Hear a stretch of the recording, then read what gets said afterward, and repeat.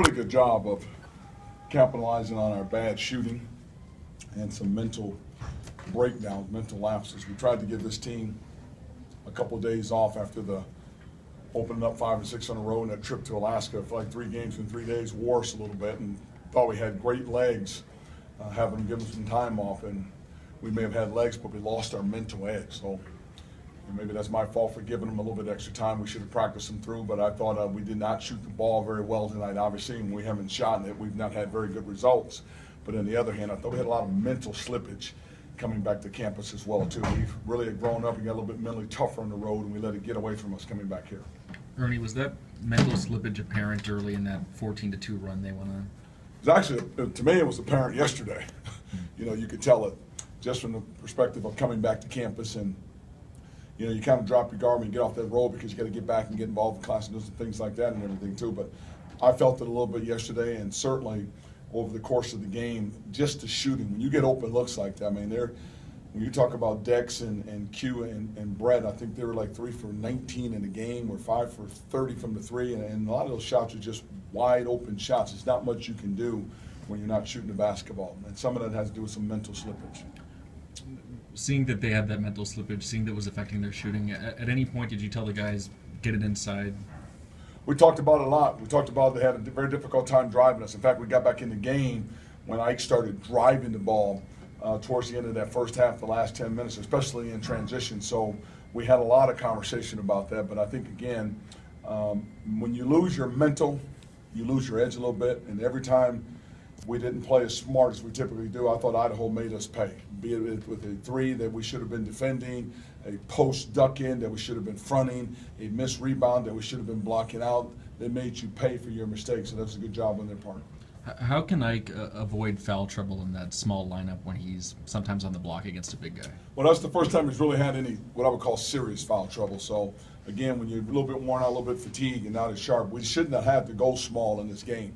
But we didn't get a lot out of our bigs, so we had to do that. So we're going to be forced to do some things like that this year at certain times, go smaller lineup and things like that. I hope we don't have to rely on it all year long, because that's very difficult to do against a team that can make you pay if their bigs are playing well and teams don't adjust and go small with you. When you guys have to go small like that, you talked about Josh as a stretch 4. Does that put Josh in a position that you don't necessarily want him to be in, having to go down on the low block more? No, actually, I thought he was pretty effective down. He had 16 and 10 in the game. That's some great numbers for him. What it does when you go small, it puts Ike down on the block, or Devontae down on the block, or Nye Redding down on the block. And we were pretty good against it on the road, get a little tough rebounds. I didn't think we had our legs, had great legs tonight, and consequently they made us pay a few times with some easy putbacks when we had that small lineup, trying to get some more scoring on the floor, more speed, more drives on the floor. Coach, what do you guys have to do specifically to get a win in the next game?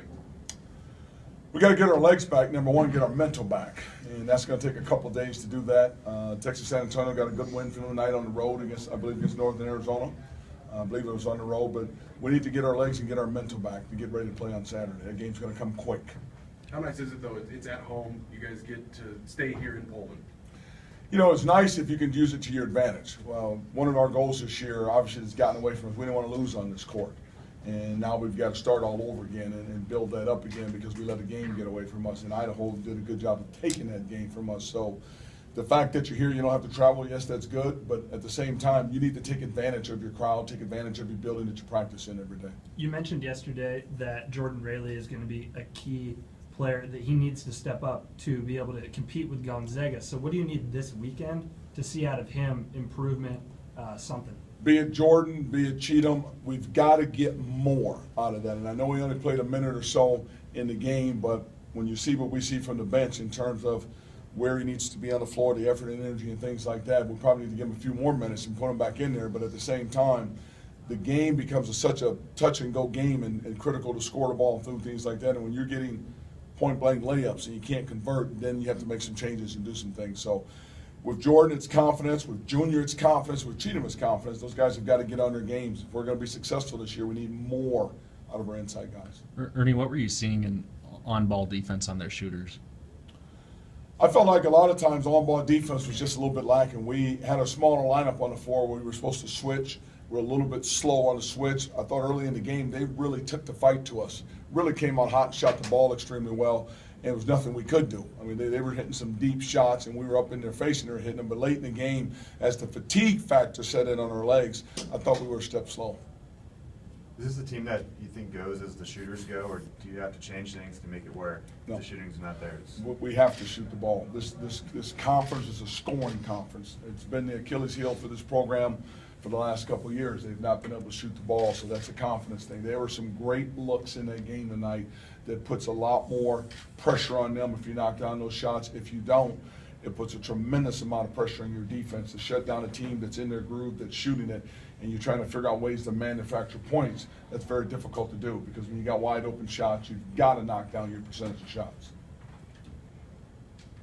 All right, thank you.